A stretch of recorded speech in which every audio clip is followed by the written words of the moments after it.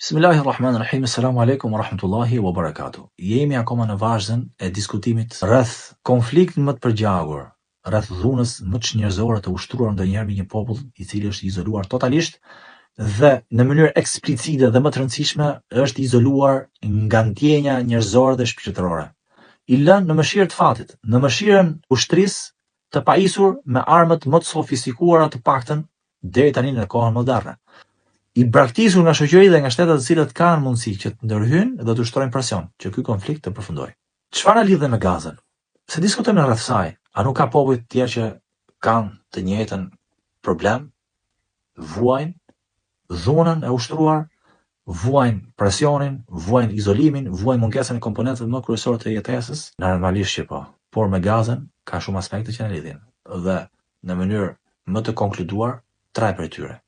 Aspekti historik, aspekti moral dhe aspekti fetar. Aspekti historik është pikërisht ai që na tregon Zoti në Kur'anin Fisnik, ku Gaza gjendet brenda asaj hapësire, atij territori që quhet Palestinë, për cilën Zoti në Kur'anin Fisnik na tregon në surën Isra, për atë eveniment, për atë ngjarje të madhe historike, ku pejgamberi sallallahu alaihi wasallam bëri udhëtimin e tij të natës nga Ka'bja e bekuar për në xhamin e shenjtë të tretë për besimtarët, në xhamin Aksa, në Kudsin Sharif, në Palestinë pra, dhe më pas ngjitjen e tij mbi 7 qiej. Në Gazë është derdhur gjak muslimanësh. Dhe pikërisht janë varrosur shumë sahab, shoqërues pejgamberit pra, alayhi salatu wasalam. Në Gazë është varrosur gjyshi apo një prej gjyshëve të pejgamberit sallallahu alaihi wasallam me emrin Hashim. Dhe sa herë që përmendet Gaza, nuk mund të shkëputet emri i saj nga emri i tij. Gazat Hashim, Gaza Hashimit. Gaza ka qenë qendër e diturisë islame. Nga ajo kanë dalë shumë intelektual, shumë njerëz të dijes, të cilët kanë lënë gjurmë në teologjinë islame. Nga aspekti moral është pikërisht ajo që thot pejgamberi sallallahu alaihi wasallam, nuk është për nesh ai i cili nuk interesohet për gjendjen e muslimanëve, kudo qofshin ato. Muslimanët janë si një trup i vetëm.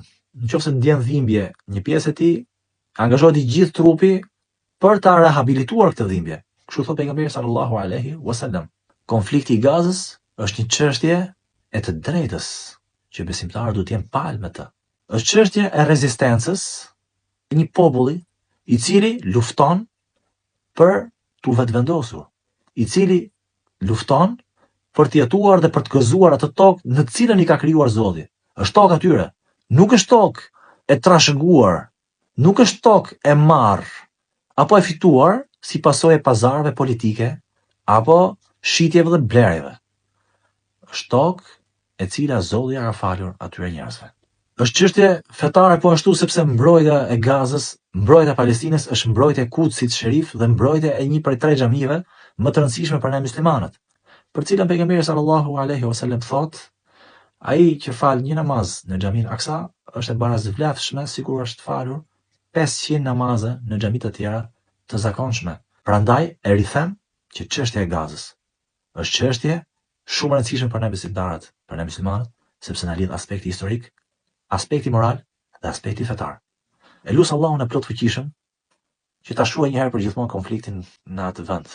E lut Zotin e fuqishëm që t'i japë mundësinë atyre njerëzve të jetojnë si gjithë njerëzit e tjerë, që të ndërtojnë jetën e tyre të thurur me ato ëndra të bukura, siç i ka çdo njeri, si çdo shoqëri, çdo popull. E lut Zotin e fuqishëm që të vendosë drejtsinë në atë vend dhe t'i japi dhe kriminalëve dhe zullumqarëve të padrejtëve atë që meriton, do të shohim me sytë tonë në këtë botë përpara botës tjetër. E lut Zotin e fuqishëm që të na i gëzojë në zemrat, duke e qetësuar situatën në atë vend bekuar dhe shumë të rëndësishëm për ne. Wassalamu alaikum wa rahmatullahi wa barakatuh.